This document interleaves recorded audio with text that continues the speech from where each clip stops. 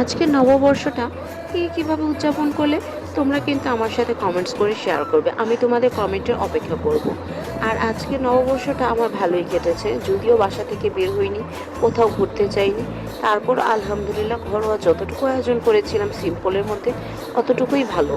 আজকে করেছিলাম পাতলা আম দিয়ে ডাল, আর এই তো পেঁয়াজু একটু আলুর ভর্তা, আর ইলিশ মাছ ভাজা ছাড়া তো পান্তা হয়ই না।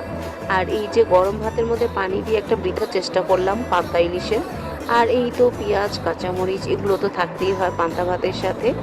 আর সামান্য একটু ডেকোরেশন করে নিলাম।